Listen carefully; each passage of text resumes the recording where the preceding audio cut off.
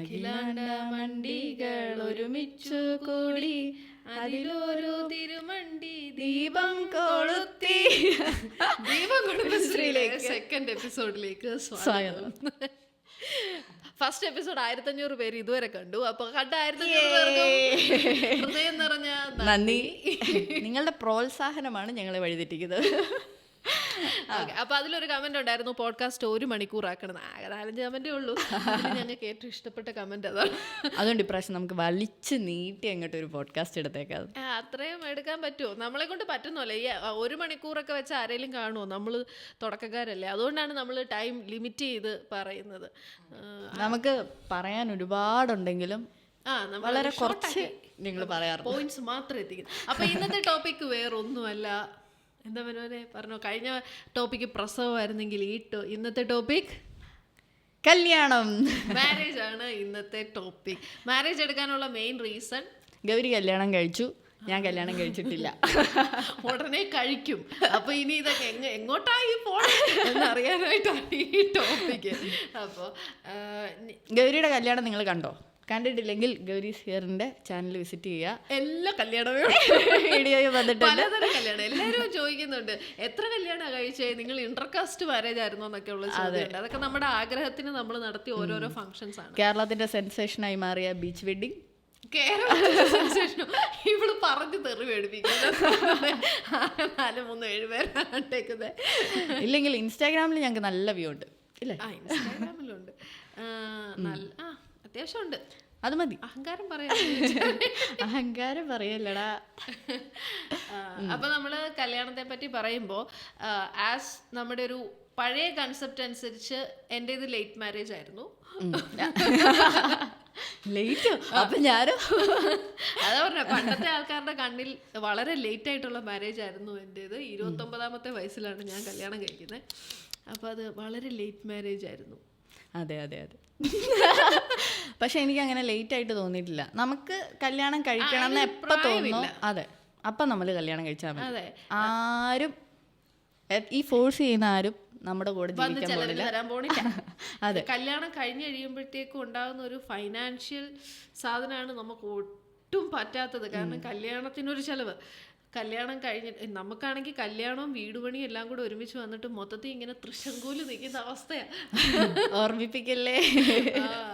അതുകൊണ്ട് നമ്മൾ എപ്പോഴാണോ സെറ്റിൽ ആവുന്നത് അപ്പം കെട്ടിയാൽ മതി. അല്ലാതെ കണ്ടവൻ്റെ വാക്ക് കേട്ട് കെട്ടിക്കഴിഞ്ഞാൽ ഇവരാരും വന്ന് നമുക്ക് ചിലവിന് തരത്തില്ല. ഇനി നിങ്ങൾക്ക് കല്യാണം കഴിക്കണ്ടേ? കല്യാണം കഴിക്കണ്ട. Marriage is not mandatory. Marriage ഒരു ഓപ്ഷനാണ്. കല്യാണം വേണം എന്നുള്ളവർ മാത്രം കഴിക്കുക. എന്തിന് കല്യാണം കഴിക്കണം എന്ന് ചോദിക്കുന്നവരാണ് ഇപ്പൊ കൂടുതലും. ഞാൻ ഇവളോട് ചോദിച്ചായിരുന്നു, എങ്ങനെയുണ്ട് കല്യാണം കഴിഞ്ഞിട്ടുള്ള ജീവിതം? എല്ലാവരും ഭയങ്കര മോശം പറയുമ്പോൾ എനിക്ക് ഭയങ്കര നല്ല അഭിപ്രായമാണ് കല്യാണം കഴിഞ്ഞിട്ടുള്ള ലൈഫ്. കാരണം എനിക്ക് വലിയ വ്യത്യാസമൊന്നും. അതുകൊണ്ട് ഗൗരി എന്നോട് പറഞ്ഞു കല്യാണം കഴിക്കണം. കഴിച്ചോ? വലിയ ഒരു വ്യത്യാസവും ഇല്ല. ഒരു നമുക്ക് പണ്ടേ നമ്മൾ വീട്ടിൽ നിന്ന് അത്യാവശ്യം നല്ല നമ്മുടെ കാര്യത്തിലൊന്നും ഇടപെടാറില്ല. നമുക്ക് നല്ല ഫ്രീഡം ഒക്കെ ഉള്ളൊരു ഫാമിലി, അത്യാവശ്യം പെൺകുട്ടികൾക്ക് ഫ്രീഡം കൊടുക്കുന്ന ഫാമിലിയിൽ നിന്നാണ് ഞാൻ വന്നത്. അതുകൊണ്ട് രാത്രി ഒരു 10 മണി കഴിഞ്ഞിട്ടും കണ്ടില്ലെങ്കിലേ അച്ഛൻ വിളിക്കത്തുള്ളൂ, എവിടെ ഇന്ന് ഇങ്ങോട്ട് വരുന്നുണ്ടോ എന്നുള്ള ചോദ്യം വരത്തുള്ളൂ. ഇപ്പം അതുമില്ല. 11 മണി 12 മണി ഞാനും ആയിട്ടും പുറത്തായിരിക്കും, ഒരു വിഷയവും ഇല്ല. അങ്ങനത്തെ പ്രശ്നങ്ങളൊന്നുമില്ല. പിന്നെ ഈ കല്യാണം കഴിഞ്ഞ് വരുന്ന ഓൾമോസ്റ്റ് മോസ്റ്റ് പ്രോബ്ലംസും ഇൻലോസിൽ നിന്ന് വരുന്ന പ്രശ്നമായിരിക്കും. ഭാഗ്യം കൊണ്ട് എനിക്ക് ആ പ്രശ്നമേ ഇല്ല. എൻ്റെ അമ്മയപ്പനും അമ്മയമ്മയായിട്ട് എനിക്ക് യാതൊരു വിഷയമില്ല. വളരെ നല്ല മനുഷ്യരാണ്. ഞങ്ങളെ ഞങ്ങളുടെ വഴിക്ക് വിട്ടേക്കുക. നിങ്ങൾ എന്താന്ന് വെച്ചാൽ കാണിച്ചു. 10 കൊല്ലമായിട്ട് അറിയുന്നവരാ. ഇത് കൂടുതൽ എന്ത് അതെ അറിയാനും മനസ്സിലാക്കാനും പുതിയതായിട്ട്. അമ്മയാണേലും അച്ഛനാണേലും നിങ്ങൾ കല്യാണം കഴിച്ച് നിങ്ങൾ നിങ്ങളുടെ വഴിക്ക്, ഞങ്ങൾ ഞങ്ങളുടെ വഴിക്ക്. ഞങ്ങൾ നിങ്ങളുടെ ഇതിലും ഇടപെടാൻ വരുന്നില്ല, നിങ്ങൾ ഞങ്ങളുടെ ഇതിലും ഇടപെടാൻ വരരുത്. ആ കൺസെപ്റ്റിലാണ് പോകുന്നത്. അതുകൊണ്ട് എനിക്ക് ഇത് ക്യാമറ ഓണാക്കി വെച്ച് ഞങ്ങൾ പുകഴ്ത്തി പറയുന്ന കാര്യമല്ല. ഞാൻ അവളോട് നിങ്ങൾക്ക് വേണ്ടി ശരിക്കും ചോദിക്കാം, ശരിക്കും എങ്ങനെയുണ്ട് കല്യാണം കഴിഞ്ഞിട്ട്? നല്ലതാ. ഞാൻ അഴുത്തിനോട് ആദ്യം തൊട്ട് എനിക്ക് ഏറ്റവും വലിയ ടെൻഷൻ എന്ന് പറഞ്ഞു കഴിഞ്ഞാൽ, ഞാൻ എൻ്റെ വീട്ടിലെ പ്രിൻസസ് ആയിരുന്നു. ഒരു പണിയെടുക്കാതെ നല്ല സുഖിച്ച് കഴിഞ്ഞ ആളാണ്. ഇനി ഇവിടെ വന്ന് പണിയെടുക്കേണ്ടി വരും. ഞങ്ങളുടെ ഒരു പ്രിൻസസ് എന്ന് പറയുമ്പോൾ നിങ്ങൾ തെറ്റിദ്ധരിക്കരുത്, പണിയെടുക്കാത്ത പ്രിൻസസ് അത്രേ ഉള്ളൂ. അല്ലാതെ ആട്ടിനും തുപ്പിനും വേറെ കുറവൊന്നും ഇല്ലായിരുന്നു. പണിയെടുക്കണ്ടെന്ന് മാത്രം. അപ്പോൾ ഇവിടെ വന്നിട്ട് എനിക്ക് ഞങ്ങൾ രണ്ടും ഒറ്റയ്ക്കും കൂടിയാണ് മാറിയാണ് താമസിക്കുന്നത്. അപ്പം നമ്മൾ പുതിയ വീടൊക്കെ വെച്ച് അപ്പം അയ്യോ ജോലി എടുക്കണം, കുക്ക് ചെയ്യണം, എനിക്ക് കുക്കിംഗ് ഒന്നും അറിയത്തില്ലാത്ത ഒരാളും എന്ത് ചെയ്യും ആയത്തെ ചോദിക്കും. ആയത്താണെങ്കിൽ ആയത്തും പ്രിൻസ് ആയിരുന്നു, പണിയെടുക്കാതെ തന്നെ അമ്മ കുക്ക് ചെയ്ത് കൊടുക്കുമല്ലോ. അപ്പോൾ അത് പക്ഷേ കുക്കിങ്ങും വീട് ക്ലീൻ ചെയ്യുന്നതാണെങ്കിലും നമ്മൾ നമ്മുടെ കാര്യം നോക്കുന്നതാണെങ്കിലും അതെല്ലാം ഒരു സർവൈവൽ സ്കില്ലാണ്. അത് രണ്ടുപേർക്കും ഉള്ളത് കൊണ്ട് ഞങ്ങൾക്ക് രണ്ടുപേർക്കും യാതൊരു പ്രശ്നവും ഇല്ല. അയത്തും എല്ലാ കാര്യവും ചെയ്യും, ഞാനും എല്ലാ കാര്യവും ചെയ്യും. നമ്മൾ രണ്ടുപേരും മാത്രം ആകുമ്പോഴത്തേക്കും നമ്മളൊരു കാര്യം ചെയ്യാതിരുന്നു കഴിഞ്ഞാൽ അവിടെ ജഡ്ജ് ചെയ്യാൻ ആരുമില്ല. ഈ പറഞ്ഞ പോലെ എന്താ ഒരു എന്ത് സ്കില്ലെന്നാ നീ പറഞ്ഞത്? സർവൈവൽ സ്കിൽ എന്നുള്ളത് പണ്ടൊക്കെ എന്ന് പറഞ്ഞു കഴിഞ്ഞാൽ നമുക്ക് ജെൻഡർ റോൾസ് ഉണ്ടായിരുന്നു ഫാമിലി ലൈഫിൽ. പക്ഷേ ഇപ്പം എന്ന് പറഞ്ഞു കഴിഞ്ഞാൽ ഈ സർവൈവൽ സ്കില്ല് ഈക്വലാ. രണ്ടുപേർക്കും സർവൈവ് ചെയ്യണമെന്നുണ്ടെങ്കിൽ ഈ പറയുന്ന ജെൻഡർ റോൾസ് പിടിച്ചുകൊണ്ടിരുന്നു കഴിഞ്ഞാൽ ഒരു കാര്യമില്ല. ഫാമിലി ലൈഫിൽ ഇപ്പോഴത്തെ കറണ്ട് സിറ്റുവേഷനിൽ നമുക്ക് ഫാമിലി എന്ന് പറയുന്നതിൽ രണ്ടുപേരും അങ്ങോട്ടും ഇങ്ങോട്ടും സപ്പോർട്ട് ചെയ്തും അത് എല്ലാ കാര്യത്തിലും ഭൂരിഭാഗം ഇപ്പോൾ പെൺകുട്ടികൾ കൂടുതലും മാരേജിനോട് എതിർപ്പാണ്. അവർക്ക് മാരേജ് ചെയ്യാനായിട്ട് താല്പര്യമില്ല എന്നുള്ളതിൽ മെയിൻ റീസൺ ഇത് തന്നെയാണ്. വീട്ടുപണിയിൽ ഒതുങ്ങിപ്പോവോന്ന് ചിന്തിക്കുന്ന കുട്ടികൾ കൂടുതലുണ്ട്. നമ്മൾ പലരും പറഞ്ഞ് കേട്ടിട്ടുണ്ട്. അപ്പോൾ എനിക്ക് ആ ഒരു പ്രശ്നം തോന്നിയില്ല. കാരണം ഞങ്ങൾ രണ്ടുപേരും ഈക്വലി, എനിക്ക് രാവിലെ 8 മണിയാകുമ്പോൾ ജോലിക്ക് പോകേണ്ട ആളാണെങ്കിൽ അയത്തൊരു വർക്ക് ഫ്രം ഹോം സെറ്റപ്പിൽ ഇരിക്കുന്ന ആളാണ്. സ്റ്റുഡിയോ ഇവിടെ തന്നെയാണ്. അപ്പോൾ അയത്തിൻ്റെ സമയത്ത് വന്ന് വർക്ക് ചെയ്യാം എന്നുള്ളൊരു സാധനം. അപ്പോൾ എനിക്ക് എൻ്റെ ജോലി തീർത്തിട്ട് പോയാലും ബാക്കി വീട്ടിലെ സകല പെൻഡിങ് വർക്ക്സും എല്ലാം അജിത്ത് ചെയ്തോളൂ. എനിക്ക് അതൊരു വിഷയമേ അല്ല.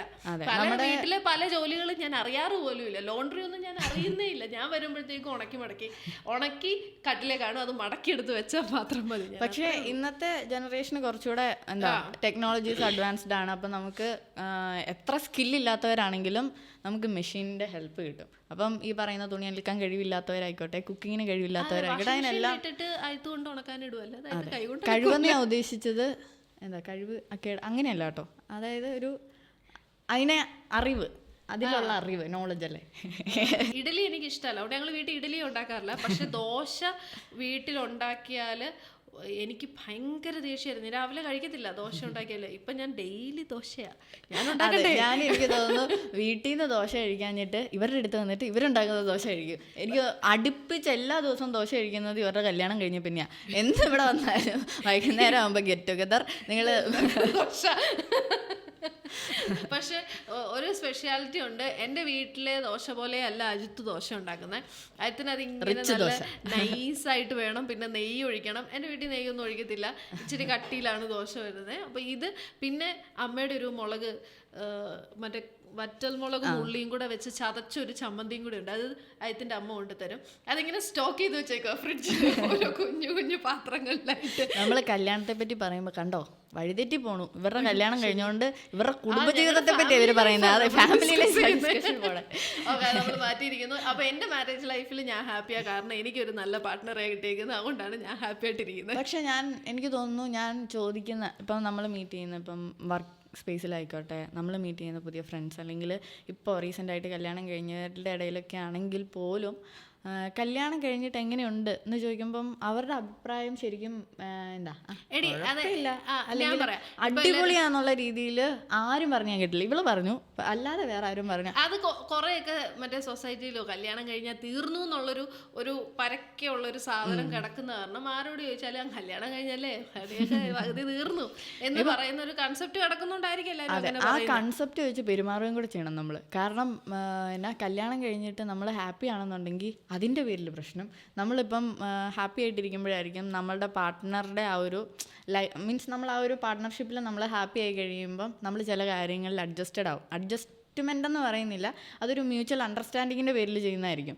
പക്ഷെ അത് ചിലപ്പോൾ അക്സെപ്റ്റ് ചെയ്യാനായിട്ട് ഫാമിലി മെമ്പേഴ്സിന് പറ്റാറില്ല, സൊസൈറ്റിക്ക് പറ്റാറില്ല. ഇപ്പം നമ്മുടെ കൂട്ടത്തിൽ തന്നെയാണെങ്കിലും ആർക്കെങ്കിലും ഒരു ചെറിയ ക്യാരക്ടർ ഷിഫ്റ്റ് വന്നു കഴിഞ്ഞാൽ ഉടനെ നമ്മൾ പറയും കല്യാണം കഴിഞ്ഞപ്പോഴത്തേക്ക് അവൻ മാറിപ്പോയി, അവനിപ്പം നമ്മുടെ കൂടെ ഒന്നും വരുന്നില്ല, അല്ലെങ്കിൽ അവളിപ്പം നമ്മുടെ കൂടെ ഒന്നും വരുന്നില്ല, അവൻ കല്യാണം കഴിഞ്ഞപ്പോൾ വീട്ടിൽ തന്നെയാണ്. അങ്ങനെ പല കാര്യങ്ങളും നമ്മൾ തന്നെ കമൻറ്റ് ചെയ്തൊരു എന്താ പറയുക, ഒരു സ്റ്റീരിയോടിപ്പിക്കൽ സാധനങ്ങൾ നമ്മൾ മാരേജിനെ പറ്റി സെറ്റ് ചെയ്ത് വെച്ചിട്ടുണ്ട്. ആഫ്റ്റർ മാരേജ് ഇങ്ങനെ ആയിരിക്കും എന്നുള്ളൊരു സാധനം എല്ലാവരുടെയും മൈൻഡിലുണ്ട്. അപ്പൊ കല്യാണം കഴിഞ്ഞ് കഴിഞ്ഞാൽ തീർന്നു, കല്യാണം കഴിഞ്ഞാൽ എനിക്ക് കുഴപ്പമൊന്നുമില്ല അടിപൊളിയാന്ന് പറയുമ്പോഴത്തേക്കും അപ്പൊ പിന്നെ അടുത്ത് വരുന്ന കമന്റ് 2 മാസം ആയതല്ലേ ഉള്ളൂ കഴിയട്ടെ എന്നുള്ളതാണ് അടുത്ത് വരുന്ന കമന്റ്.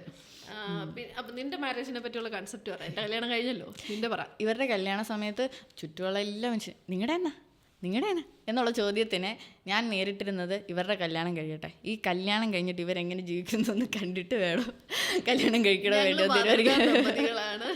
ഒരു പ്രശ്നവും ഇല്ല. പക്ഷെ അങ്ങനെയല്ല, എൻ്റെ കല്യാണത്തിനോടുള്ള കൺസെപ്റ്റ് ഭയങ്കര വേഗമാണ്. അതായത് എനിക്ക് തോന്നുന്നു ഓരോ ഏജിലും ചേഞ്ച് ചെയ്യണം.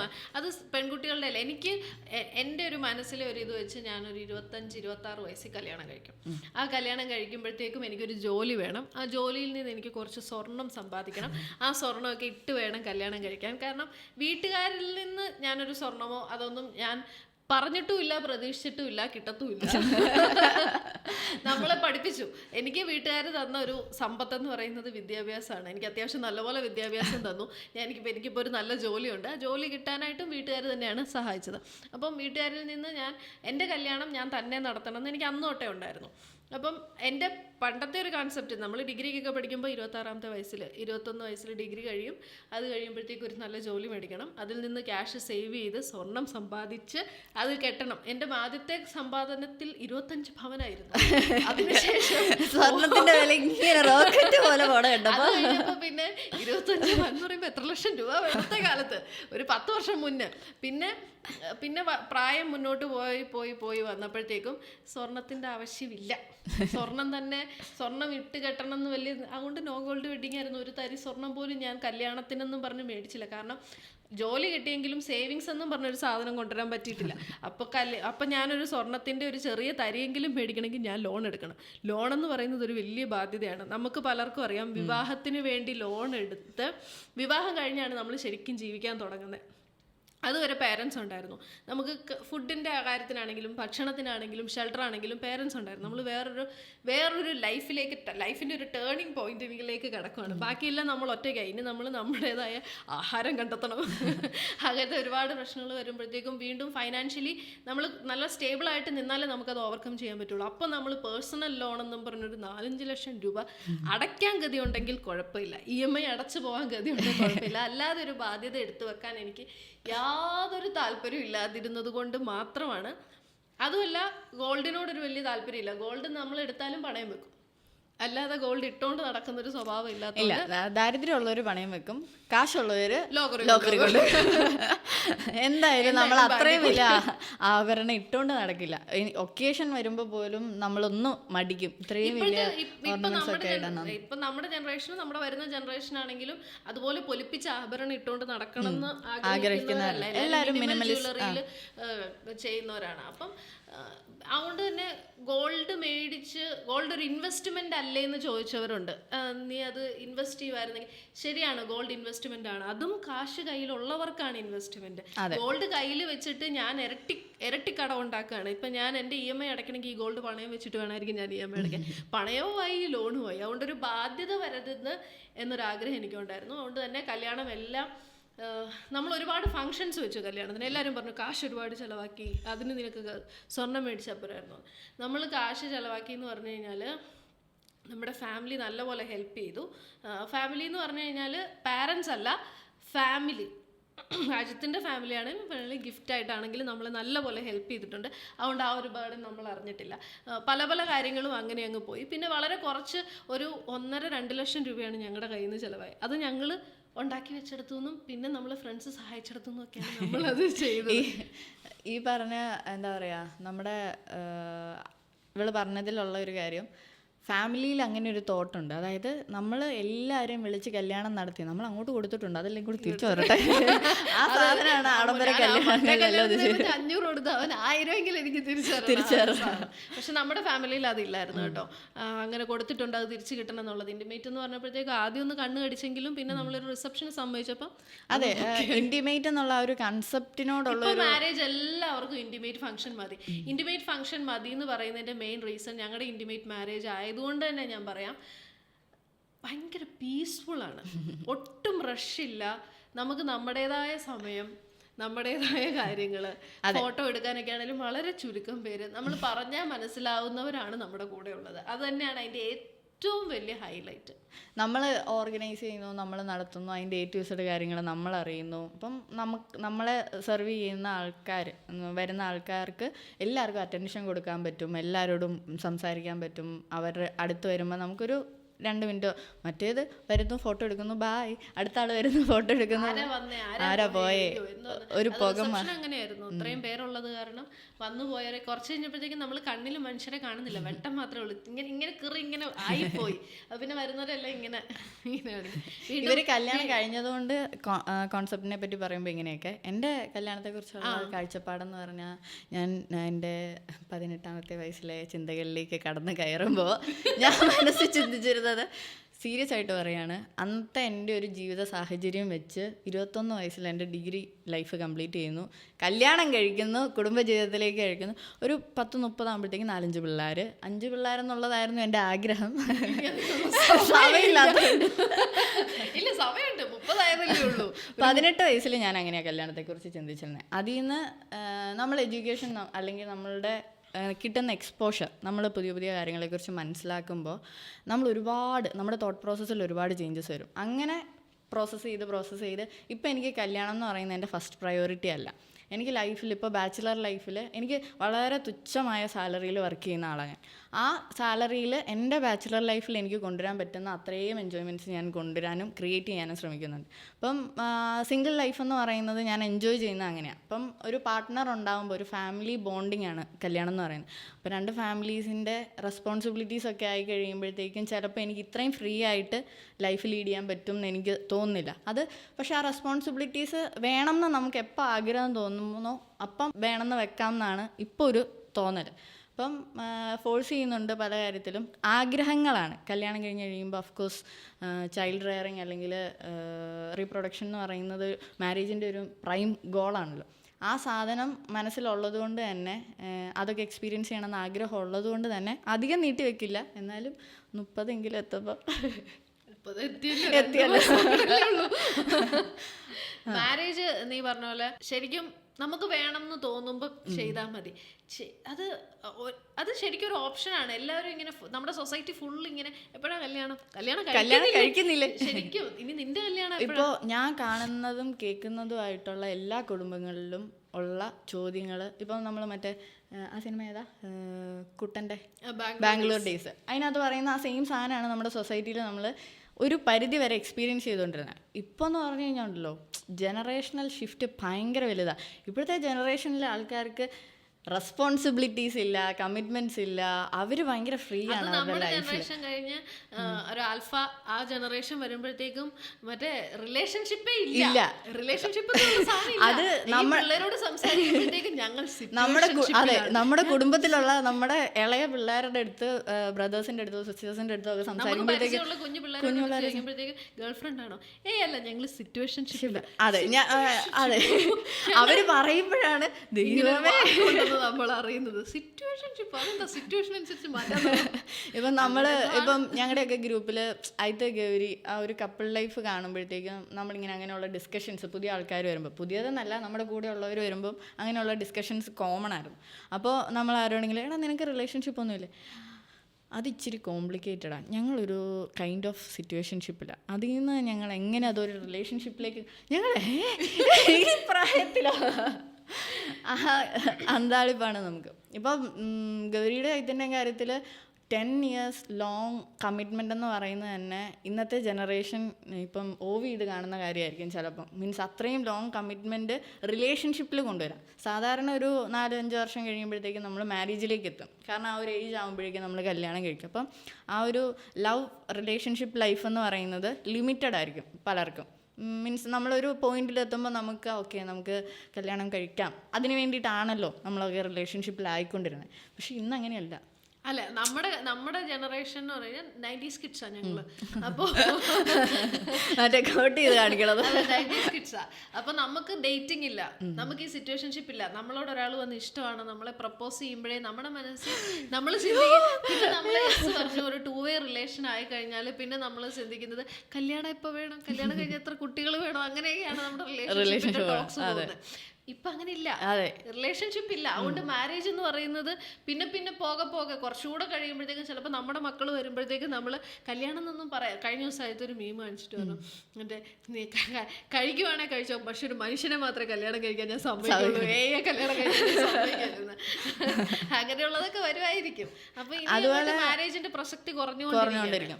മാരേജിന്റെ ടൈപ്സ് നമ്മൾ നോക്കിക്കഴിഞ്ഞാലും ഇപ്പോൾ പണ്ടൊക്കെ എന്ന് പറഞ്ഞു കഴിഞ്ഞാൽ ഒരു ആൺകുട്ടി ഒരു പെൺകുട്ടീനെ കല്യാണം കഴിക്കുന്നു. അതിൽ നിന്ന് നമ്മളൊരു ഷിഫ്റ്റ് കൊണ്ടുവന്നു. ഇപ്പം ഗേ കപ്പിൾസ് അല്ലെങ്കിൽ ലെസ്ബിയൻ കപ്പിൾസ് എന്നുള്ള കൺസെപ്റ്റിലേക്ക് വന്നു. പിന്നെ അതിനുശേഷം അപ്പം നേരത്തെ പറഞ്ഞ ആൺകുട്ടി പെൺകുട്ടിയിൽ തന്നെ നമുക്ക് റിലീജിയസ് ഡിവിഷൻസ് ഉണ്ട്. ഇപ്പം എന്താ പറയുക, ഇൻ്റർ കാസ്റ്റ് മാരേജ്, ഇൻ്റർ റിലീജിയസ് മാരേജ്, അങ്ങനെയുള്ള കൺസെപ്റ്റുകളുണ്ട്.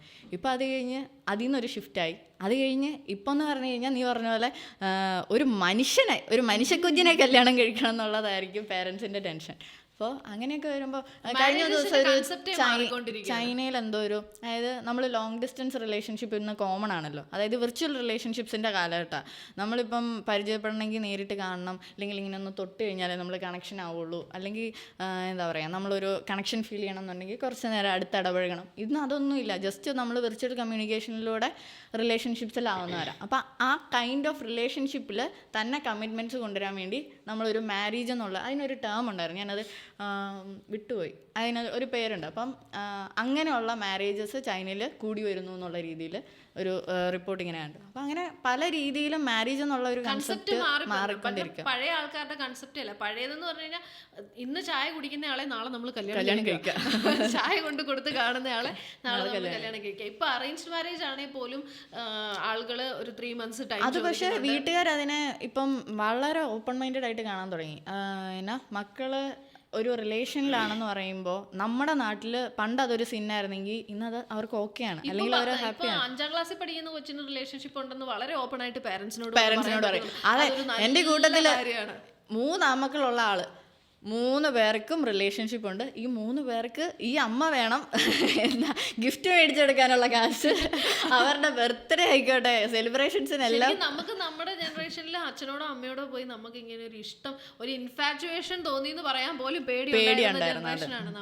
ഞാൻ ഡിഗ്രിക്ക് പഠിക്കുമ്പോൾ എനിക്ക് ഫസ്റ്റ് പ്രപ്പോസൽ വന്നത് പേടിച്ചിട്ട് ഞാൻ വീട്ടിൽ വന്ന് പറഞ്ഞു കഴിഞ്ഞപ്പോഴത്തേക്കും നീ ഇങ്ങനെ നടന്നിട്ടാ, നീ തുള്ളി കളിച്ച് നടക്കുന്നുണ്ട് കഴിഞ്ഞാൽ പിന്നെ ആരാണെങ്കിലും പുറകെ വരികയല്ലേ, മറ്റേതാ വരച്ചതാ, ഇത് നെഗറ്റിവിറ്റി ആയിരുന്നു. നമുക്കെതിരെ തിരിയുന്നൊരു സാധനം അത് ശരിക്കും ഉണ്ട്. അത് പണ്ട് എവിടെയോ പോയിട്ട് തിരിച്ചു വന്നപ്പോൾ ഒരാളെൻ്റെ പുറകെ വന്നു, വീട് വരെ പുറകെ വന്നു. ഞാൻ പേടിച്ചിട്ട് വഴിയിലുള്ള ആളോട് പറഞ്ഞു, പുള്ളി അങ്ങ് വീട് വരെ വന്നാലോ എന്നുള്ള പേടി കാരണം ഞാൻ വഴിയിൽ നിൽക്കുന്ന ചേട്ടനോട് പറഞ്ഞു, ചേട്ടാ പുള്ളി എന്നെ അവിടെ തൊട്ട് ഏറ്റുമാനൂർ എന്നെ ഫോളോ ചെയ്യുക എന്ന് പറഞ്ഞപ്പോഴത്തേക്ക് ആ ചേട്ടൻ ചെന്ന് നോക്കിയപ്പോഴത്തേക്ക് ഇവർ വണ്ടി എടുത്തുകൊണ്ട് പോയി. അപ്പോൾ ആ കാറിൻ്റെ നമ്പർ പുള്ളി നോട്ട് ചെയ്തിട്ട് പോലീസ് സ്റ്റേഷനിൽ കംപ്ലയിൻറ്റ് ചെയ്തു. പോലീസ് സ്റ്റേഷനിൽ നിന്ന് വിളിപ്പിച്ചു, പിടിച്ചിട്ടുണ്ടെന്ന് പറഞ്ഞ് വിളിപ്പിച്ച് നമ്മൾ ചെന്നു. കണ്ട് ഇത്രയും വരെ ഒന്നും പോകത്തില്ല, നമ്മൾ പുറകെ വന്നു കഴിഞ്ഞാൽ നോക്കി പേടിപ്പിക്കും. അത് കഴിഞ്ഞ് വീട്ടിലെത്തി കഴിഞ്ഞാൽ നമ്മൾ സേഫ് ആണെന്നുള്ള ഫീലിങ്ങിൽ നമ്മൾ നിർത്തും. ഇത് ഞാൻ ചെന്നത് പറഞ്ഞു കഴിഞ്ഞ് വീട്ടിൽ വന്നു കഴിഞ്ഞ് വീട്ടിൽ പറഞ്ഞപ്പോഴത്തേക്കും നീ ഇങ്ങനെ നടക്കുന്നുണ്ടോ, എന്നോട് ആരും ഒറ്റയ്ക്ക് പോകാൻ.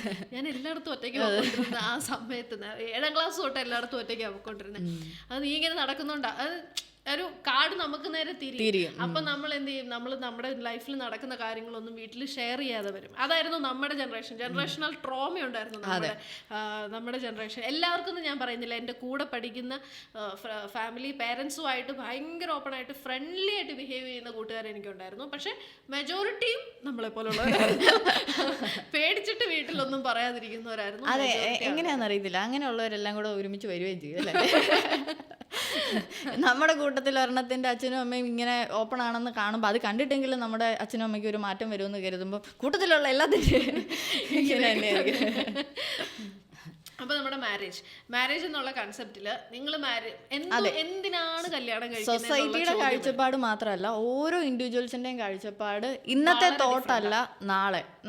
ഇന്ന് എനിക്കിപ്പം എന്താ ലെസ്ബിയൻ കപ്പിൾസോ അല്ലെങ്കിൽ ഗേ കപ്പിൾസ് എന്ന് പറയുന്നത് ഒരു സിന്നാണ്, ഓക്കെ അല്ല. നാളെ ഞാനത് മാറ്റി ചിന്തിക്കാൻ എനിക്ക് എൻ്റെ സൊസൈറ്റി എന്നെ വളർത്തിക്കൊണ്ടിരിക്കുക. അപ്പം അങ്ങനെ നമ്മളുടെ സോഷ്യൽ മീഡിയയുടെ ഇൻഫ്ലുവൻസ് ആയിരിക്കാം, അല്ലെങ്കിൽ ഇപ്പം എല്ലാ കാര്യങ്ങളും അവരവർക്ക് അവരവരുടേതായ ഇഷ്ടങ്ങളുണ്ട്.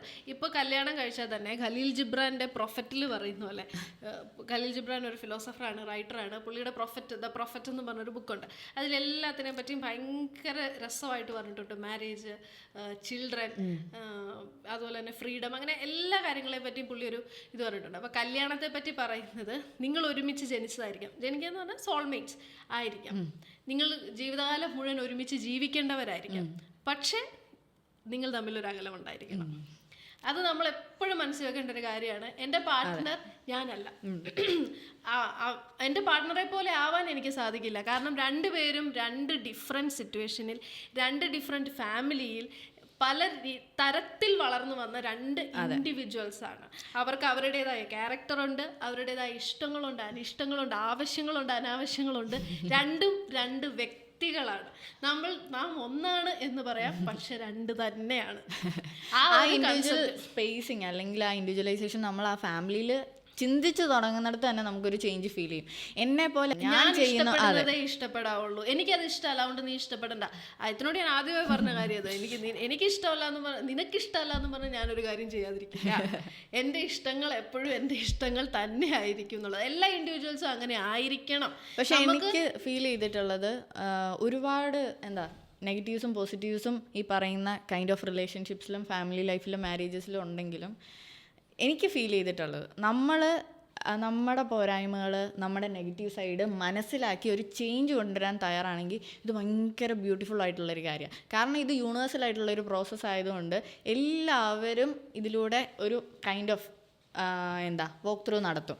അപ്പോൾ ആ സാധനം നമ്മൾ എത്രത്തോളം എൻജോയ് ചെയ്യുന്നുള്ളതിനെ ബേസ് ചെയ്തിട്ടിരിക്കും നമുക്കത് എത്രത്തോളം ഇഷ്ടപ്പെടുന്നു എന്നുള്ളത്. അപ്പോൾ ആ എൻജോയ്മെൻറ്റ് കൊണ്ടുവരണം എന്നുണ്ടെങ്കിൽ നമ്മുടെ പോരായ്മകളെ മനസ്സിലാക്കാനും, നമുക്ക് അഫ്കോഴ്സ് നമുക്കെല്ലാം നെഗറ്റീവ് സൈഡ്സ് ഉണ്ടാവും. ആ നെഗറ്റീവ് സൈഡ്സിനെ പോസിറ്റീവ്സ് ആക്കി മാറ്റാനായിട്ട്, അത് ചിലപ്പോൾ നമ്മൾ പാർട്ട്ണർക്ക് വേണ്ടി എന്ന് പറയുമ്പോൾ അതൊരു അഡ്ജസ്റ്റ്മെൻ്റൽ ഫീലിംഗ് ആയിരിക്കും. പാർട്ട്ണർക്ക് വേണ്ടിയല്ല, നമുക്ക് വേണ്ടി, നമുക്കൊരു ഹാപ്പി ലൈഫ് വേണമെന്ന് നമുക്കൊരു ഫീലിങ്സ് ഉണ്ടെങ്കിൽ, അപ്പോൾ അങ്ങനെ ഒരു നെഗറ്റീവ് എനിക്ക് മനസ്സിലാക്കാൻ പറ്റി, ഞാൻ ചേഞ്ച് ചെയ്ത കാര്യം, പ്രശ്നം സോൾവ് എന്നുള്ള രീതിയിലേക്ക് ചിന്തിക്കും. അങ്ങനെ തന്നെയാണ് അത്. ഞാൻ ആ ബുക്ക് വായിച്ചപ്പോൾ എൻ്റെ മനസ്സിൽ മുഴുവൻ അതായിരുന്നു. ശരിക്കും രണ്ട് ഇൻഡിവിജ്വൽസും അങ്ങനെ ചിന്തിച്ചു കഴിഞ്ഞാൽ റിലേഷൻഷിപ്പ് വിൽ ബി എന്നാ പറയുന്നത് ഭയങ്കര സന്തോഷമുള്ളൊരു കാര്യമായിരിക്കും. കാരണം രണ്ടുപേരും രണ്ട് ഇൻഡിവിജ്വൽസ് ആണ്. നിങ്ങൾ രണ്ടുപേരും എപ്പോഴും ഒരുമിച്ചുണ്ടായിരിക്കാം. നിങ്ങൾക്ക് രണ്ടുപേർക്കും ഒരാളെ മറ്റൊരാൾക്ക് വളരെയധികം സ്നേഹിക്കാം, പക്ഷേ അതൊരിക്കലും ഒരു ബോണ്ടേജ് ആവരുത്, ബന്ധനമായി ഫീൽ ചെയ്യരുത്. രണ്ടുപേർക്കും രണ്ടുപേരുടെ ഹൃദയങ്ങൾ തമ്മിൽ കൈമാറാം, പക്ഷെ ഒരാളും അത് സൂക്ഷിച്ചു വെക്കരുത്. എൻ്റെ ഹൃദയം എൻ്റെ ഹൃദയം എന്തെങ്കിലും ആണെന്ന് പറഞ്ഞ് ഇടാൻ പാടില്ല. ഹൃദയങ്ങൾ തമ്മിൽ കൈമാറാം, ഹൃദയങ്ങൾ അങ്ങോട്ടും ഇങ്ങോട്ടും കൊടുക്കാം, പക്ഷെ ഒരാളുടെ സ്വന്തമായിട്ട് വെക്കരുത്. രണ്ടുപേരും രണ്ട് ഇൻഡിവിജ്വൽസ് തന്നെയാണ്. രണ്ടുപേർക്കും എന്നാ പറയുന്നത്, ഒരു കപ്പിൽ നിന്ന് ഒരു കപ്പ് രണ്ടുപേർക്കും തമ്മിൽ ഷെയർ ചെയ്യാം, പക്ഷെ ഒരു കപ്പിൽ നിന്നും കുടിക്കരുത്. അതായത് രണ്ടുപേർക്കും രണ്ടുപേരുടേതായ ഇഷ്ടങ്ങൾ ഉണ്ടായിരിക്കാം, പക്ഷെ നിന്റെ ഇഷ്ടം തന്നെയാണ് എൻ്റെ ഇഷ്ടം എന്ന് പറയരുത് എന്നൊക്കെ പറയുന്ന പോലെ. മറ്റേ വീണയുടെ കമ്പികളെല്ലാം പല പലതായിട്ടാണ് നിൽക്കുന്നതെങ്കിലും ഒരുമിച്ച് വീട്ടുമ്പോൾ അതിന് ഭയങ്കര ബ്യൂട്ടിഫുൾ ആയിട്ടുള്ള ഒരു മ്യൂസിക്കാണ് വെളിയിലേക്ക് വരുന്നത്. ഈ സാധനം നമ്മുടെ കൺസെപ്റ്റ് എല്ലാം ഓക്കെയാണ്, നമ്മൾ പെർഫെക്റ്റ് ആണ്, പക്ഷെ നമ്മൾ ചൂസ് ചെയ്യുന്ന ആള് തീർന്ന്. ഇനി ഇതെങ്ങനെ മനസ്സിലാക്കാന്നുള്ളത് ഒരു വലിയ ടാസ്ക്കാണ്. ഇപ്പൊ ഈ പറയുന്ന 10 വർഷമോ 20 വർഷമോ 30 വർഷമോ ഒക്കെ എടുത്താലും ആൾക്കാരുടെ ഉള്ളിലുള്ള ഒരു ഇവിൾ സാധനം എന്ന് പറയുന്നത് എപ്പോഴാ പുറത്തു വരുന്നതെന്ന് നമുക്ക് പറയാൻ പറ്റത്തില്ല. ഇവിൾ സാധനം എന്ന് പറയുമ്പോൾ അതൊരു അതെ അങ്ങനെയല്ല, പക്ഷെ ടോക്സിസിറ്റി അത് നമുക്ക് എന്നാ പറയുന്നത്, റിലേഷൻഷിപ്പ് ടോക്സിസിറ്റി ആണുങ്ങളിൽ മാത്രമല്ല സ്ത്രീകളിലും ഉണ്ട്. എപ്പോഴും നമ്മൾ ടോക്സിക് കലിപ്പന്മാരെന്നാ പറയുന്നത്. ഈ കാന്താരികളും ടോക്സിക് ആണ്, അതുകൊണ്ടാണ് കാന്താരി എന്താ പറയുക, ഭയങ്കര ടോക്സിക് ആയിട്ടുള്ള റിലേഷൻഷിപ്പിൽ കടന്നുപോയി എനിക്ക് പേഴ്സണൽ അനുഭവം എന്താണെന്ന് അറിയാൻ മേല. അതായത് അതിനെ നോർമലൈസ് ചെയ്യും, അതാണ് റിലേഷൻഷിപ്പ് എന്ന് നമ്മൾ നോർമലൈസ് ചെയ്യുന്ന ആൾക്കാരും ഉണ്ട്. അപ്പോൾ അങ്ങനെ പറയുമ്പോൾ നമ്മൾ ആൾക്കാരുടെ റിലേഷൻഷിപ്സ്, മറ്റുള്ളവരുടെ റിലേഷൻഷിപ്സ് കണ്ടിട്ടായിരിക്കും ചിലപ്പോൾ നമ്മൾ താരതമ്യം ചെയ്യുന്നത് നമ്മുടെ. പക്ഷെ അതിലും പോസിറ്റീവ്സും നെഗറ്റീവ്സും ഉണ്ട്. ചിലരുടെ ലൈഫ് അവർ കാണിക്കുന്നതായിരിക്കണം എന്നില്ല അവരുടെ ഉള്ളിൽ നടക്കുന്നത്. അതുപോലെ ചിലത് നമ്മുടെ മുമ്പിൽ കാണുന്നതായിരിക്കണം എന്നല്ല അവരുടെ sharing. Choose your partner wisely. അതാണായാലും പെണ്ണായാലും ലൈഫ് ലോങ് വേണ്ടുന്ന ഒരു സാധനമാണ്. നമുക്കൊരു അപകടം പറ്റിക്കിടന്നാലും നമ്മുടെ കൂടെ നിൽക്കണം. അങ്ങനെ നോക്കുമ്പോൾ ഇന്നത്തെ ജനറേഷൻ കറക്റ്റാണ്. സിറ്റുവേഷൻഷിപ്സിലൊക്കെ ഒന്ന് സ്റ്റാർട്ട് ചെയ്ത് ഒന്ന് മനസ്സിലാക്കിയോ, ഒരു 2 മാസം കഴിഞ്ഞ് അല്ലെങ്കിൽ 1 വർഷമോ 2 വർഷമോ കഴിഞ്ഞിട്ട് പോരാ, എനിക്ക് പറ്റുന്ന ആളല്ല. പക്ഷെ അത് പറയുമ്പോൾ നോ അക്സെപ്റ്റ് ചെയ്യാനായിട്ട് ഇന്നത്തെ ജനറേഷൻ ഓക്കെയാണ്. നമ്മുടെ ജനറേഷനിൽ നമ്മൾ ഒരാൾ വന്ന് പ്രപ്പോസ് ചെയ്ത് നമ്മൾ പറ്റില്ല എന്ന് പറഞ്ഞു കഴിഞ്ഞാൽ പിന്നെ നമ്മൾ അവിടെ ശത്രുക്കളാണ്. അതെ, പിന്നെ അവരെ പറ്റി നമ്മൾ അപവാദം പറയാ, തേച്ചിട്ട് പോയി, അങ്ങനെയുള്ള പല വർത്തമാനങ്ങളും. ഇപ്പൊ പക്ഷെ തേപ്പെന്നൊരു വാക്കേ ഇല്ല. ഞങ്ങളുടെയൊക്കെ ജനറേഷനിൽ തേപ്പായിരുന്നു, മെയിൻ സാധനം തേപ്പായിരുന്നു. റിജക്ഷനെ തേപ്പെന്ന് പറയും, നമ്മളൊരു മനുഷ്യന്റെ മുഖത്ത് നോക്കി തിരിഞ്ഞു നടന്നു പോയി കഴിഞ്ഞാൽ തേച്ചിട്ട് പോയി എന്ന് പറയും, അങ്ങനത്തെ കൺസെപ്റ്റ് ആയിരുന്നു. പക്ഷെ ഇന്നില്ല. ആ കാര്യത്തിലൊക്കെ ആ ജനറേഷനെ നമ്മൾ അപ്രീഷിയേറ്റ് ചെയ്തേ പറ്റുള്ളൂ. ഒരു റിലേഷൻഷിപ്പിനെ ഒരു എങ്ങനെ കാണണം എന്ന് അവർക്ക് നല്ല പോലെ അറിയാം. ഞങ്ങൾ തമ്മിൽ ഒത്തുപോകാൻ പറ്റിയില്ല, സോ വി ബ്രേക്കപ്പ്, അത്രേ ഉള്ളൂ. പക്ഷെ അതിനെ നമ്മൾ എത്രത്തോളം ആഴത്തിൽ എടുക്കുന്നു ഉള്ളതിനെ ബേസ് ചെയ്തിട്ടിരിക്കും. ഇപ്പം നമ്മൾക്ക് പറയുമ്പോൾ എളുപ്പമാണ്. ഇപ്പം റിലേഷൻഷിപ്സ് ബ്രേക്കപ്സ് എന്ന് പറയുന്നത് നമുക്ക് ചിന്തിക്കുമ്പോൾ ഭയങ്കര ഈസി ആയിട്ടുള്ള കാര്യമാണ്. നമ്മളെ വേണ്ടാത്തവനെ നമുക്ക് വേണ്ട, നമ്മളെ വേണ്ടാത്തവളെ നമുക്ക് വേണ്ട. പക്ഷെ അങ്ങനെയല്ല, ചിലർക്ക് എന്താ ഒരു ഡീപ്പർ, അതെ, അതൊക്കെ ഓരോരുത്തരുടെ പേഴ്സണാലിറ്റിയെ ഡിപ്പെൻഡ് ചെയ്തിരിക്കുന്ന കാര്യങ്ങളാണ്. പക്ഷെ ഇൻ കേസ് നിങ്ങളൊരു റിലേഷൻഷിപ്പിൽ സാറ്റിസ്ഫൈഡ് അല്ലെങ്കിൽ അതിനെ സാറ്റിസ്ഫാക്ഷൻ ലെവൽ നിങ്ങൾ സെറ്റ് ചെയ്യുന്ന പോലെയാ. നിങ്ങൾക്ക് ചിലപ്പോൾ satisfaction level bondage even in the golden cage എന്ന് പറയുന്നത് ബന്ധുര കാഞ്ചന കൂട്ടിലാണെങ്കിലും ബന്ധനം ബന്ധനം തന്നെ വരും. നിങ്ങളെ ഭയങ്കര ക്യൂട്ടായിട്ട് നോക്കുന്നുണ്ട്, ഭയങ്കരമായിട്ട് കെയർ ചെയ്യുന്നുണ്ട്. അയ്യോ ഏട്ടന്റെ കെയറിങ് കാരണം എനിക്ക് നിൽക്കാൻ മേല, അത്രയും സ്നേഹം ഏട്ടൻ തരുന്നുണ്ട്, എന്നെ ഒരു പണിക്കും വിടുന്നില്ല, എന്നെ വീട്ടിൽ ഇരുത്തി നോക്കുക. അതാ പറയുന്നത്, ബന്ധുര കാഞ്ചന കൂട്ടില് നിങ്ങളെ സ്വർണത്തിന്റെ കൂട്ടിലിട്ട് അടച്ചാലും ബന്ധനം ബന്ധനം തന്നെയാണ്. ആ ബന്ധനമാണെന്ന് തിരിച്ചറിയാനൊരു ബോധം വേണം. ഇന്നത്തെ കുട്ടികളെല്ലാം അത് തിരിച്ചറിഞ്ഞുകൊണ്ടാണ് അവരുടെ റിലേഷൻഷിപ്പ് സ്റ്റാർട്ട് ചെയ്യുന്നത് തന്നെ. എനിക്ക് എൻ്റെ ഇൻഡിവിജ്വാലിറ്റി ഞാൻ നിന്നെ പറഞ്ഞ് മനസ്സിലാക്കിയിട്ട് നമ്മൾ റിലേഷൻഷിപ്പിലാവണോ രണ്ടുപേരും. ഞാൻ എൻ്റെ കൺസെപ്റ്റ് അതാണ്, രണ്ടുപേരും 2 ഇൻഡിവിജ്വൽസ് ആണ്. ഒരാളുടെ വളർച്ചയെ മറ്റൊരാൾ പിന്തുണയ്ക്കുക, ആ വളർച്ചയെ കയറി ഇടപെടാതിരിക്കുക, ആ വളർച്ചയിൽ കയറി തടസ്സം പിടിക്കാതിരിക്കുക. ഒരാളുടെ ഇഷ്ടത്തിന് അങ്ങ് വിട്ടേക്കുക. നിങ്ങൾ രണ്ടുപേരാണ്, പക്ഷെ ഒരുമിച്ച് ജീവിക്കാൻ തീരുമാനിച്ചു കഴിഞ്ഞാൽ ഈ 2 എന്നുള്ളതിൽ ചില സമയത്ത് നമുക്ക് ആ 2ആയിട്ട് നിൽക്കാൻ പറ്റത്തില്ല, ഒന്നായിട്ട് നിൽക്കേണ്ടി വരും. ആ ഒന്നായിട്ട് നിൽക്കുമ്പോൾ എനിക്ക് 2ആയിട്ട് നിൽക്കണം എന്നും പറഞ്ഞിട്ട് അപ്പം ഞാൻ 2ആയിട്ട് നിൽക്കാൻ നിൽക്കരുത്. പ്രശ്നങ്ങൾ വരുമ്പോൾ ഒരുമിച്ച് നിൽക്കുക, മറ്റേയാളുടെ വഴിക്ക് വിടുക. അയാൾക്ക് അയാളുടേതായ ഇഷ്ടങ്ങളും താല്പര്യങ്ങളും എല്ലാം ഉണ്ടായിരിക്കും. അവരവരുടേതായ ഇഷ്ടങ്ങളും താല്പര്യങ്ങളും അവരുടേതായ സ്വപ്നങ്ങളും അച്ചീവ് ചെയ്യട്ടെ. ഇപ്പം മാരേജ് എന്ന് പറഞ്ഞു കഴിഞ്ഞാൽ ഒരുമിച്ച് നടക്കുന്നതല്ല, ഒരുമിച്ച് നടക്കുന്നതല്ല. രണ്ടുപേരും എനിക്ക് നിന്റെ ഒപ്പം നടക്കാനാണ് ഇഷ്ടം, തോളോട് ചേർന്ന് നിന്ന് മറ്റൊരാളുടെ ആഗ്രഹത്തിനും മറ്റൊരാളുടെ ഇപ്പോൾ കരിയർ വൈസ് ആണെങ്കിലും എന്താണെങ്കിലും മറ്റൊരാൾക്കൊരു സപ്പോർട്ട്, അതാണ് മെയിൻ. എന്തിന് കല്യാണം എന്ന് ചോദിച്ചു കഴിഞ്ഞാൽ അതാണ് കല്യാണം. നമുക്കൊരു ലൈഫ് ലോങ് സപ്പോർട്ട്. ഒന്ന് എവിടെയെങ്കിലും കാലിടറിയെന്ന് തോന്നുമ്പോൾ മൈത്രേയൻ പറയും, എന്താ ഹ്യൂമൻ ബീങ്സ് എന്ന് പറയുന്നത് ഒരിക്കലും മോണോ അല്ല, നമുക്ക് മോണോയിൽ കണ്ടിന്യൂ ചെയ്യാൻ പറ്റത്തില്ല എന്നൊക്കെ മൈത്രേയൻ്റെ തോട്ട്സിൽ മൈത്രേയൻ പറയുന്ന ഒരു കാര്യം. ഒരിക്കലും അല്ല എന്നുള്ള രീതിയിൽ ഭയങ്കര സ്ട്രെസ്ഫുൾ ആയിട്ട് പറയും. പക്ഷെ നമ്മളൊക്കെ ജീവിച്ചു വന്നിരിക്കുന്ന സാഹചര്യത്തിൽ നമുക്കത് അക്സെപ്റ്റ് ചെയ്യാൻ പറ്റില്ല. നമ്മൾ കണ്ടിരിക്കുന്നത് അച്ഛൻ അമ്മ, അവർ മരിക്കുന്നത് വരെ ആ പേരൻസ് എന്ന് പറയുന്ന റോൾ അവർ കീപ്പ് ചെയ്യുന്നുണ്ട്. ആ റിലേഷൻഷിപ്പ് ബോണ്ട് ആ ഒപ്പിട്ട് കഴിഞ്ഞപ്പോഴേക്കും ഓക്കെ, ഇനി എന്തൊക്കെ സംഭവിച്ചാലും എന്നെ തല്ലി കൊന്നെന്ന് പറഞ്ഞാൽ ഞാൻ വിട്ടുപോകുകയില്ല എന്നുള്ളതാണ് നമ്മളൊക്കെ കണ്ടു വന്നത്. പക്ഷെ അതിൽ നിന്ന് ഇന്ന് എന്താ പറയുക, ഒരു പാർട്ട്ണർ, 2 പാർട്ട്ണർ, ഇപ്പോൾ 2 ഭാര്യമാർ ഒരുമിച്ച് ഒരു ഭർത്താവിൻ്റെ കൂടെ, 2 ഭർത്താക്കന്മാർ ഒരുമിച്ച് ഒരു ഭാര്യയുടെ കൂടെ, ഇതൊക്കെ നമ്മൾ സോഷ്യൽ മീഡിയയിലൂടെ കാണുന്നുണ്ട്. അപ്പോൾ ഇങ്ങനെയൊക്കെ ചേഞ്ചസ് നമ്മുടെ സൊസൈറ്റിയിൽ വരുമ്പോൾ നമ്മളത് അക്സെപ്റ്റ് ചെയ്യാനും റെഡി ആവണം. പിന്നെ മനുഷ്യൻ പൊളിഗമി എല്ലാ മനുഷ്യരും ഇപ്പോൾ എല്ലാ കുറ്റകൃത്യങ്ങളും ചെയ്യുന്നത് ഭൂരിഭാഗം ആണുങ്ങളാണ് എന്നും പറഞ്ഞ് പെണ്ണുങ്ങൾ ഇവിടെ ചെയ്യാതിരിക്കുന്നുണ്ടോ? ഇല്ല. അതുപോലെ തന്നെയാണ് ആൺ പെൺ വ്യത്യാസം ഇല്ലാത്ത പോലെ തന്നെയാണ് ഓരോ മനുഷ്യനും ജീവിച്ച് വളർന്ന സാഹചര്യമാണ് അവനെ ഓരോന്നും ആക്കുന്നത്. പൊളിഗമി ആണെങ്കിലും മോണോഗമി ആണെങ്കിലും ഞാൻ കണ്ടു വളർന്നത് മോണോഗമിയാണ്. അതുകൊണ്ട് ഞാൻ മോണോഗമി ആയിരിക്കണം എന്ന്. പണ്ടെന്ന് പറഞ്ഞാൽ ജെൻഡറിനെ നമ്മൾ സ്ട്രെങ്ത് വെച്ചിട്ടാ, അതായത് ഫിസിക്കൽ സ്ട്രെങ്തോ അതോ ഇന്റലക്ച്വലോ എന്താ നമ്മൾ ആ ഒരു ഡിഫറൻഷിയേറ്റ് ചെയ്തുകൊണ്ടിരുന്നത് അങ്ങനെയൊക്കെയാണ്. ഇന്നെന്ന് പറഞ്ഞു കഴിഞ്ഞാൽ ഒരു ഡിഫറൻഷിയേഷനും നമ്മൾ ജെൻഡറിൽ കൊണ്ടുവരുന്നില്ല. നമ്മളെല്ലാവരും ഈക്വൽ ആണെന്ന് പറയുമ്പോൾ അതിൽ ഇക്വിറ്റി എന്നുള്ള കണ്ടന്റുകൾ പറയാൻ തുടങ്ങി. ഇക്വിറ്റിയിൽ തന്നെ നമ്മൾക്ക് ഈ പറയുന്ന എന്താ പറയുക, പല കാര്യങ്ങളും പല ആസ്പെക്ട്സ് നോക്കുമ്പോഴും നമ്മൾ ഒപ്പത്തിനൊപ്പം നിൽക്കാൻ എല്ലാവരും റെഡിയായിരുന്നു. ഇന്ന് മനുഷ്യരെന്നുള്ള കൺസെപ്റ്റേ ഉള്ളൂ. അല്ലാതെ അവൻ ഏത് ജെൻഡറിലുള്ള ഏത് സെക്ഷുവാലിറ്റിയിലുള്ള അല്ലെങ്കിൽ അവൻ എന്ത് കൈൻഡ് ഓഫ് ആളെന്നുള്ളതിനേക്കാൾ ഉപരി അവൻ്റെ ഇൻഡിവിജ്വൽ സ്പേസ് സൊസൈറ്റിയിലുണ്ട്. അവൻ ഏത് രീതിയിലാണെങ്കിലും അവനത് കണ്ടിന്യൂ ചെയ്യാം എന്നുള്ളതാണ്. അപ്പം നിങ്ങൾക്ക് കല്യാണം കഴിക്കണം എന്നുണ്ടെങ്കിൽ മെയിൻ സാധനം ആണായാലും പെണ്ണായാലും ചൂസ് യുവർ പാർട്ട്ണർ വൈസ്ലി. നിങ്ങൾക്ക് എന്താണ് വേണ്ടത് എന്നുള്ളത് ആദ്യം നമ്മൾ മനസ്സിലാക്കുക. എനിക്ക് എന്താണ് എന്റെ പാർട്ട്ണറിൽ നിന്ന് വേണ്ടത്, ഞാൻ എന്താണ്. ഇപ്പൊ ഞാനൊരു ഇൻഡിവിജ്വൽ, എനിക്ക് ഇന്ന കാര്യങ്ങളാണ് ആവശ്യം, എനിക്ക് ഇന്ന കാര്യങ്ങളിലാണ് ചെയ്യാൻ ഇഷ്ടം, എനിക്ക് ഇന്ന ഫ്യൂച്ചറിൽ ഇന്ന പ്ലാൻസ് ഉണ്ട്, ഇന്ന ഗോൾസ് ഉണ്ട്. അപ്പം നമ്മുടെ കൂടെ വരുന്ന പാർട്ട്ണറും അതിനെ സപ്പോർട്ട് ചെയ്യുന്ന, അതിനെ ഹെൽപ്പ് ചെയ്യുന്ന, നമ്മുടെ ഒപ്പത്തിനൊപ്പം നമ്മുടെ കൂടെ നിൽക്കുന്ന ഒരാളായിരിക്കണം. എന്നൊക്കെ പറയത്തില്ലേ? അതെ, ഇവള് പറഞ്ഞ പോലെ എൻ്റെ ഒപ്പം നിൽക്കുന്ന പോലെ തന്നെ ഞാൻ അവരുടെ ഒപ്പം നിൽക്കാൻ റെഡി ആവണം. അതായത് എന്നെ സപ്പോർട്ട് ചെയ്യുന്ന പോലെ തന്നെ ഞാൻ തിരിച്ച് സപ്പോർട്ട് ചെയ്യണം. ടോക്സിക് ബോയ് ഫ്രണ്ട്സ് മാത്രമല്ല, ടോക്സിക് ഗേൾ ഫ്രണ്ട്സിനെ നമ്മൾ കണ്ടിട്ടുണ്ട്. അതെ, ഭയങ്കര ടോക്സിക് ആയിട്ട് ബിഹേവ് ചെയ്യുന്ന ആൾക്കാരെ കണ്ടിട്ടുണ്ട്. അതുകൊണ്ട് അതിൽ ആൺ പെൺ വ്യത്യാസമൊന്നുമില്ല. അത് മാക്സിമം ഇതെല്ലാം മനുഷ്യന്റെ മനസ്സിന്റെ പ്രശ്നം. അതെ, മനുഷ്യനാണ് പ്രശ്നം, അല്ലാതെ അവിടെ ആണും പെണ്ണും തമ്മിൽ യാതൊരു വ്യത്യാസവും ഇല്ല. ആണായാലും പെണ്ണായാലും ടോക്സിക് ബിഹേവിയർ രണ്ടുപേരും എക്സെപ്റ്റ് ചെയ്തു. പക്ഷെ ചിലർക്ക് റിയലൈസേഷൻസ് ഉണ്ടാവും, ചിലർ ലേൺ ചെയ്യും. പക്ഷെ നമ്മൾ റിയലൈസേഷൻ ഉണ്ടാക്കാനായിട്ട് പറഞ്ഞു കൊടുത്താലും മനസ്സിലാവാത്തവരുണ്ട്. അപ്പൊ നമ്മൾ അവരുടെ വഴിക്ക് വിട്ടേക്കുക. അവരുടെ ലൈഫ്, അവരുടെ ജീവിതം, അവര് കാരണം നമ്മുടെ ലൈഫ് സ്പോയിൽ ആവരുത് എന്നുള്ളത് നമ്മൾ ശ്രദ്ധിക്കാം.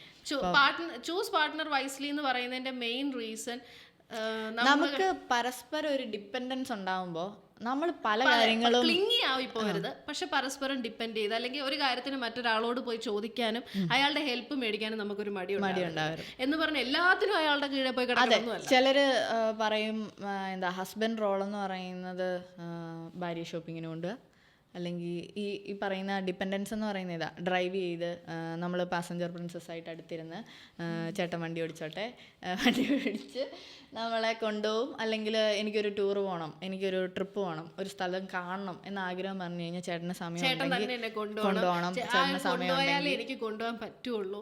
അതുപോലെ തന്നെ ഞാൻ കുറേ റീൽസിൽ കണ്ടൊരു മെയിൻ മാരേജിൽ ആണുങ്ങൾക്ക് ഉണ്ടാവുന്ന ഒരു പ്രശ്നമാണ്, കല്യാണം കഴിഞ്ഞ് കഴിഞ്ഞാൽ കൂട്ടുകാരുടെ കൂടെ പുറത്തു വിടില്ല, അങ്ങനത്തെ കുറച്ച്. അതിന്റെ മെയിൻ റീസൺ ഞാൻ പറയാം. സ്ത്രീകൾക്ക് ഇപ്പം നമുക്ക് ആ പ്രശ്നം നമ്മൾ അറിയുന്നില്ല. അതിന്റെ മെയിൻ റീസൺ, സ്ത്രീകൾക്കൊരു പ്രായം കഴിഞ്ഞ് കഴിഞ്ഞാൽ ഫ്രണ്ട്ഷിപ്പ് കീപ്പ് ചെയ്യുന്ന സ്ത്രീകൾ വളരെ കുറവാണ്. അവരുടേതായ വീടുകളിലേക്കും അവരുടേതായ ഒരു കരിയർ, അല്ലെങ്കിൽ വീട്, ജോലി സ്ഥലം വിട്ട വീട്, വീട് വിട്ട ജോലി, ഇങ്ങനെ ഒരു സാധനത്തിലേക്ക് നമ്മൾ സോഷ്യലൈസ് ചെയ്യുന്ന ഭയങ്കരമായിട്ട് ചുരുങ്ങും. നമ്മൾ ഫാമിലി ലൈഫ് എന്ന് പറയുന്നത് ഫാമിലിയിലേക്ക് അങ്ങ് ചുരുങ്ങി പോകും. അപ്പം അവർക്ക് അവരുടെ ലോകം എന്ന് പറയുന്നത് ഭർത്താവും കുട്ടികളും സാധനം. അപ്പം അവര് നോക്കുമ്പോൾ നമ്മളെ ഇല്ലാതെ ഭർത്താവ് കൂട്ടുകാരുടെ ഒപ്പം പോകുന്നു, എനിക്ക് ആ ഒരു സാധനം ഇല്ല എന്നൊരു ഫീൽ വരും. അപ്പം മാക്സിമം ലേഡീസ് അത് ഒന്നെങ്കിൽ നിങ്ങൾ നിങ്ങളുടെ ഫ്രണ്ട്ഷിപ്പ് സർക്കിൾ വലുതാക്കുക. ഫ്രണ്ട്ഷിപ്പിനോട് നമുക്കും ഫ്രണ്ട്ഷിപ്പ് അത്യാവശ്യമാണ്, ബോയ്സിന് മാത്രമൊന്നുമല്ല, നമുക്കും ഫ്രണ്ട്ഷിപ്പ് അത്യാവശ്യമാണ്. നമ്മളിപ്പോൾ അത് ഈ പറയുന്ന പോലെ ഇപ്പം എന്താ പറയാ, ഫ്രണ്ട്ഷിപ്സ് എന്ന് പറയുന്നത് ആൺകുട്ടികൾ എപ്പോഴും ആൺകുട്ടികളിൽ തന്നെ ഫ്രണ്ട്സ് ആയിട്ട് നിൽക്കുക, പെൺകുട്ടികൾ എപ്പോഴും പെൺകുട്ടികളിൽ തന്നെ, അങ്ങനെ ഒരു സാധനമൊന്നുമില്ല. അതെ, സർക്കിൾ എപ്പോഴും നമുക്ക് കംഫർട്ടബിൾ ആയിട്ടുള്ള 2 പെൺകുട്ടികൾ ഞങ്ങൾ മാത്രം. അതുകൊണ്ട് തന്നെ നമുക്കിപ്പോൾ ആ ഒരു പ്രശ്നമില്ല. ഇപ്പം നമ്മുടെ ഹസ്ബൻഡ് വന്നിട്ട് എവിടെയെങ്കിലും പോകണം എന്ന് പറഞ്ഞു കഴിഞ്ഞാൽ നമുക്ക് ആ ഒരു വിഷയമില്ല. കാരണം അവൻ പോകട്ടെ, ഞാനും പോകും. അതൊക്കെ ഒരു ട്രസ്റ്റിനെ ബേസ് ചെയ്തിട്ടുള്ള കാര്യമാണ്. പിന്നെ ഈ ട്രസ്റ്റ് എന്ന് പറയുന്ന സാധനവും എന്താ പറയാ, ഒന്ന് ബ്രേക്ക് ആയാൽ പിന്നെ അത് കിട്ടാൻ ഭയങ്കര പാടുള്ളൊരു സാധനം കൂടിയാണ്. ഒരു തവണ മനുഷ്യരെ ചീത്തയാക്കുന്നത് സിറ്റുവേഷൻസും പല സാഹചര്യങ്ങൾ തന്നെയാണ്. പക്ഷെ ആ ചീത്തയായി പോകുന്നതിനെ പൊട്ടിയ ചില്ലുപാത്രങ്ങൾ നമ്മൾ കൂട്ടിയൊട്ടിച്ച് പക്ഷെ നല്ലപോലെ ഒന്ന് പോളിഷ് ചെയ്ത് ഈ പറയുന്ന പറ്റും. അപ്പോൾ മാരേജിനെ പറ്റി ആധികാരികമായി പറഞ്ഞ് ഇന്നതാണ് ശരി എന്ന് പറയാനും മാത്രമുള്ള എക്സ്പീരിയൻസോ കാര്യങ്ങളോ ഒന്നും നമുക്കില്ല. നമ്മൾ നമ്മുടെ ചുറ്റും നടക്കുന്ന കുറച്ച് കാര്യങ്ങൾ, മാരേജിനോട് ഇപ്പോൾ താല്പര്യമില്ലാത്തവരാണ് കൂടുതലും. അത് ഈ ഫാമിലി ലൈഫിൽ ഉണ്ടാകുന്ന ഇഷ്യൂസിനെ എനിക്കും താല്പര്യമില്ല, പക്ഷെ ഞാൻ അടുത്ത മാസം കല്യാണം താല്പര്യമില്ല, നിവൃത്തിയില്ലാത്തതുകൊണ്ട് അടുത്ത മാസം കല്യാണം കഴിക്കും. അതെ. അപ്പൊ ഫാമിലി ലൈഫിൽ അത് നമുക്ക് വേറൊരു ടോപ്പിക് ആയിട്ട് കൊണ്ടുവരാം. കല്യാണം കഴിഞ്ഞ് ഫാമിലി ലൈഫിൽ കയറുമ്പോൾ ഇൻലോസ്, അത് നമ്മൾ റീൽസിൽ കാണുന്ന ഒരു വലിയ പ്രശ്നമാണ്. ഡിസ്കസ് ചെയ്യേണ്ട ടോപ്പിക് തന്നെയാണ് ഇൻലോസും ആയിട്ടുള്ള ഇഷ്യൂ. കാരണം നമ്മൾ ഇപ്പൊ എനിക്ക് പ്രശ്നമില്ല എന്നും പറഞ്ഞ എല്ലാവർക്കും അങ്ങനെയല്ല. ജനറേഷൻ മാറി വരുമ്പോൾ ചിലപ്പോൾ നന്നായിട്ട് പോകും. ഇതിന്റെ ഒരു ചൂട് കെട്ടടങ്ങുന്ന സമയത്ത് നമുക്ക് ആ ടോപ്പിക് എടുക്കാം, ഇൻലോസ് എന്നുള്ളൊരു ടോപ്പിക് എടുക്കാം. കാരണം ഞാൻ പറഞ്ഞ പോലെ തന്നെ രണ്ടുപേരും രണ്ട് വീട്ടിൽ നിന്ന് വന്ന ആൾക്കാരാണ്, രണ്ട് സ്വഭാവത്തിലുള്ള ആൾക്കാരാണ്. ഈ 30 വർഷം ജീവിച്ച ഒരു വീട്ടിൽ നിന്ന് നമ്മൾ പെട്ടെന്ന് വേറൊരു വീട്ടിലേക്ക് വരികയാണ്. അപ്പോൾ ആ വീട്ടിലെ പോലെ തന്നെ നമ്മൾ ബിഹേവ് ചെയ്യണം എന്ന് പറഞ്ഞു കഴിഞ്ഞാൽ ഭയങ്കര പാടുള്ള കാര്യമാണെന്ന്.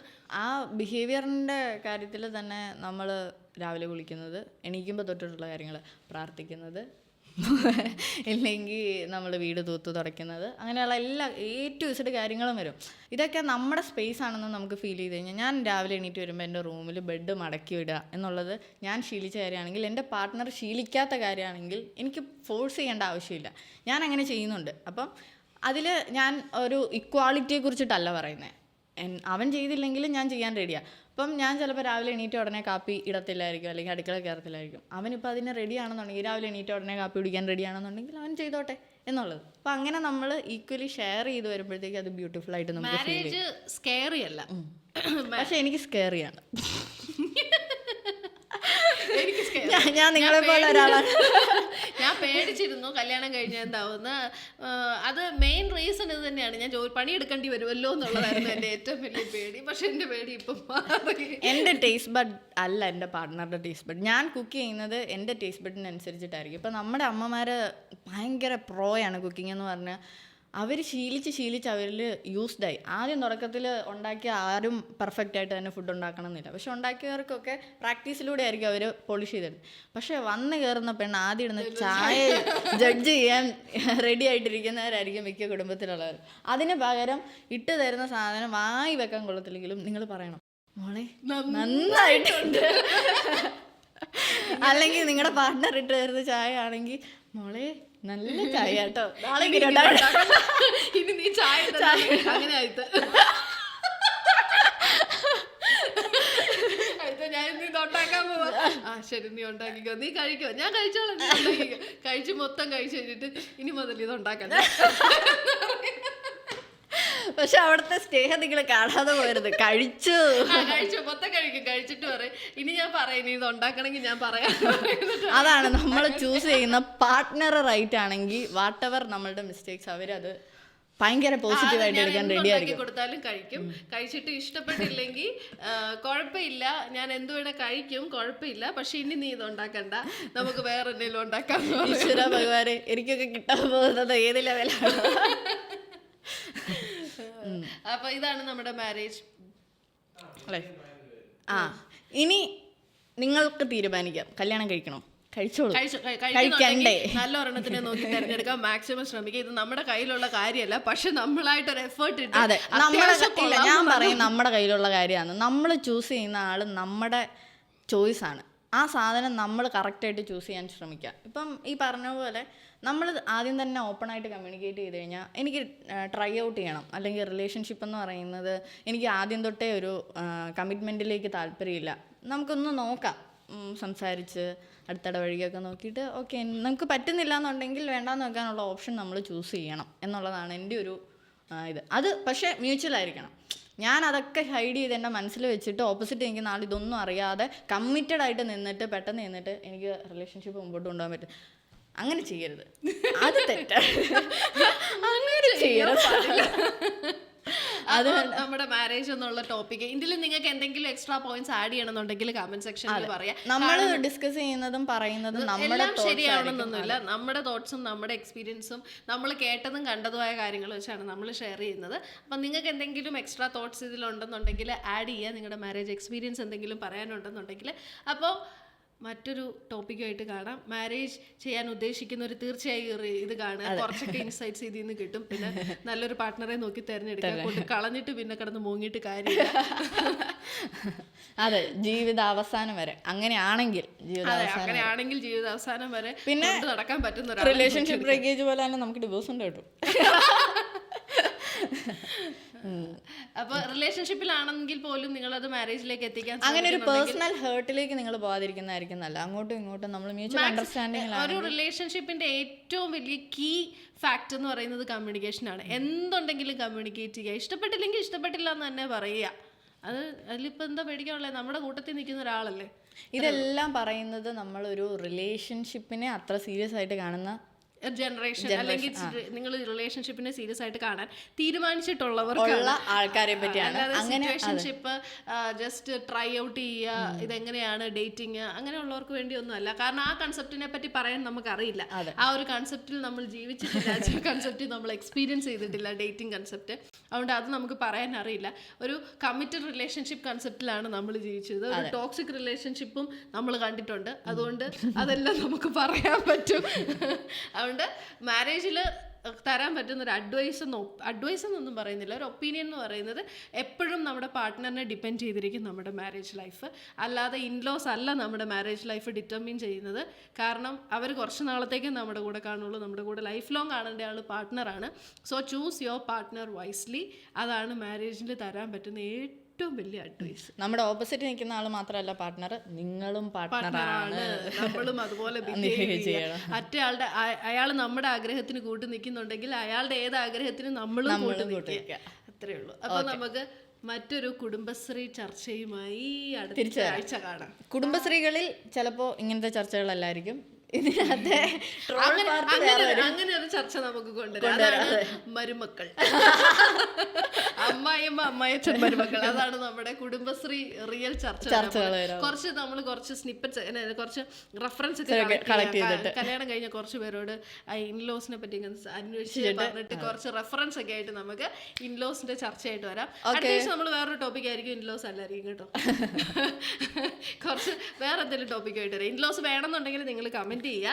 അല്ലെങ്കിൽ വേറെ ഏതെങ്കിലും ടോപ്പിക്ക് നമ്മൾ പറയണമെന്നുണ്ടെങ്കിൽ അതും കമന്റ് ചെയ്യുക. മാരേജിനെ പറ്റി എക്സ്ട്രാ എന്തെങ്കിലും പറയാനുണ്ടെങ്കിൽ അതും കമന്റ് ചെയ്യുക. ആകെ 4-3-7 കമന്റാണ് വരുന്നത്.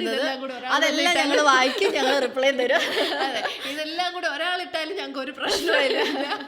വരുന്നവരൊക്കെ കമന്റ് ചെയ്തിട്ട് പോവാ. അപ്പൊ like, share and subscribe. By.